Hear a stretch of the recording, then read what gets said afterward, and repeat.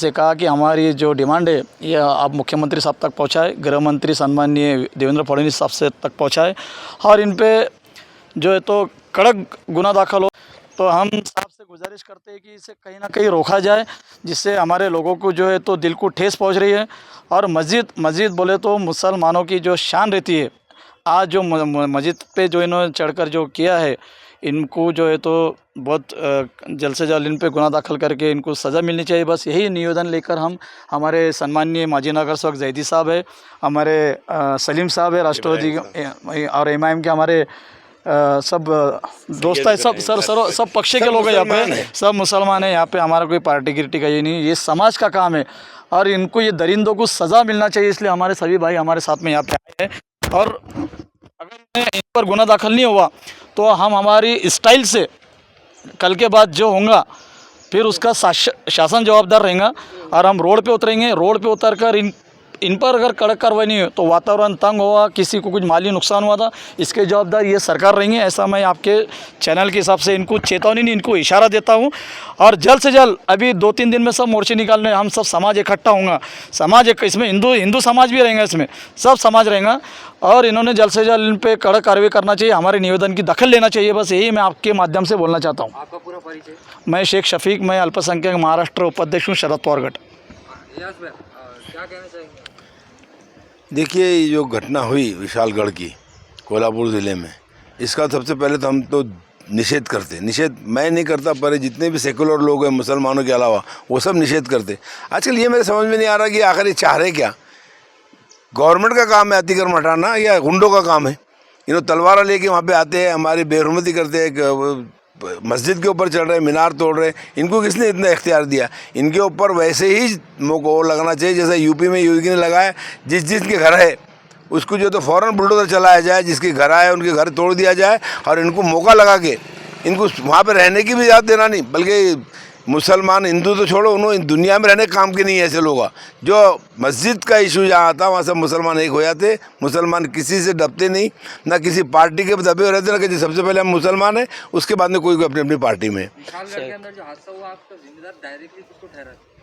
सबसे पहले जिम्मेदार तो पुलिस होती है। वहाँ पे जहाँ पर भी कोई जिम्मेदारी होती है पुलिस की होती है। पुलिस अगर चाहे तो कंट्रोल कर सकती, नहीं चाहे तो कुछ भी हो सकता। और कॉरपोरेशन भी वहाँ की जो भी बल्दिया है, जो भी है वहाँ पे, जिसने भी ये हरकत की तो उसका भी गलत है। तलवार लेके तो कोई अतिक्रमण हटाने को आता नहीं।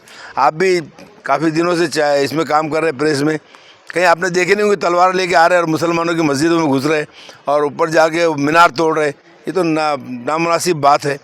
ऐसे ये क्या बोलना, यजीदियों को पहले ही माफ़ कर दिया मैंने, अब तो उनको काट देना चाहिए।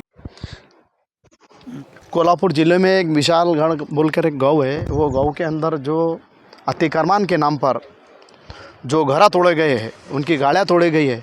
उसके बाद एक मस्जिद को ये भगवा आतंकवादियों ने एक मस्जिद को इतना नुकसान पहुंचाया, उस पर हथौड़ा चलाया नहीं बल्कि कुरान की भी बेहुदमी करी। हमारी कुरान जो हमारा सारा ईमान उसी के ऊपर है, मस्जिद और कुरान पर।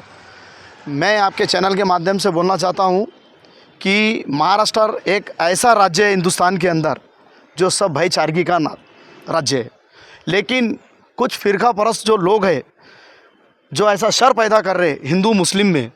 तो मैं हमने आज यहाँ पे डिवीज़न कमिश्नर साहब को हमने एक निवेदन दिया है और उस निवेदन में साफ अल्फाज में ये लिखा हुआ है कि जितने भी भगवा आतंकवादी ने जो मस्जिद को नुकसान पहुँचाए, लोगों के घरों को नुकसान पहुँचा और गाड़ियों को नुकसान पहुँचाए, तो मैं आपके चैनल के माध्यम से महाराष्ट्र सरकार से विनती करता कि ये भगवा आतंकवादियों के घर बेचकर जो लोगों का नुकसान हुआ है घरों का और गाड़ियों का, उनका नुकसान भरपाई कर देना चाहिए।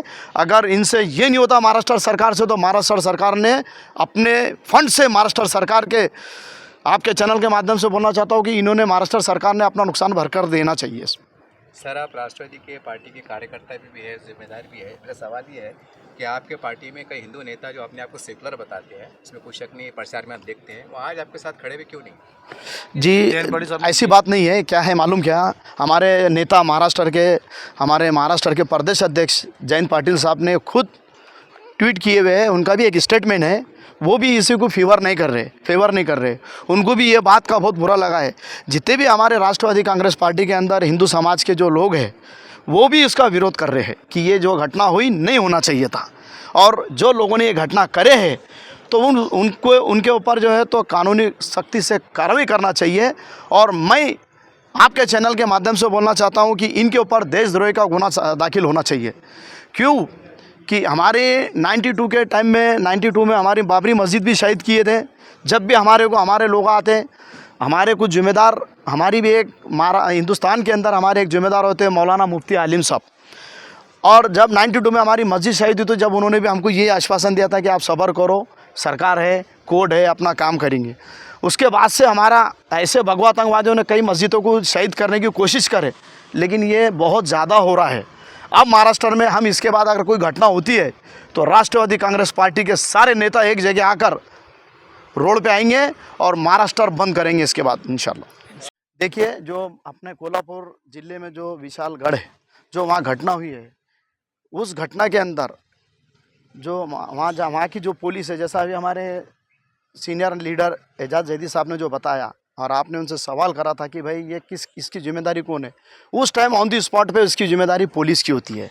वहाँ पुलिस होते हुए वहाँ जो तलवार लेके जो घुसे गया और जय श्री राम के नारे लगाए गए, तो क्या मैं बोलता हूँ ये देश सिर्फ ओनली वन सिर्फ पुलिस के ऊपर टिका है, सिर्फ पुलिस। और आज अगर पुलिस से अगर ऐसा आतंकवादियों का अगर साथ देंगी, भगवा आतंकवादियों का, तो ये गलत है। पुलिस की सीसी फुटेज तुम निकाल कर देख लो, पुलिस की पूरी फ़ोटोज़ है उसमें, और वहाँ तलवारा पुलिस के सामने लेके जा रहे हैं। अगर ये घटना महाराष्ट्र के अंदर या बोलो कहीं भी होती थी दूसरे समाज में, तो आज महाराष्ट्र सही नहीं रहता था। आज महाराष्ट्र में आज हम सीधे नहीं रहते थे। ये सिर्फ हमारा समाज है जो बर्दाश्त कर रहा, लेकिन इसके बाद बर्दाश्त नहीं होंगी इंशाल्लाह, ये बात याद रखना चाहिए। तो अतिक्रमण निकालते जो समाज के अंदर लोगों ने जो मस्जिद पे हमला किए, जो मस्जिद की तोड़फोड़ करी, और ये अमन और शांति का राज्य अपना महाराष्ट्र में, और ये हिंसाचार करने का जो उन्होंने जो करे, ये लोगों पे जल्द से जल्द गुनाह दाखिल होना चाहिए, इनको मोक्का लगना चाहिए, इनको कड़क कार्रवाई होना चाहिए। ये हम निवेदन लेके आपके पास में हैं। और वहाँ पे जो है तो अतिक्रमण बहुत दूर था, अतिक्रमण में मस्जिद नहीं थी, वहाँ से 1 किलोमीटर का फर्क है उसको। ये जानबूझ के ये किया गया है।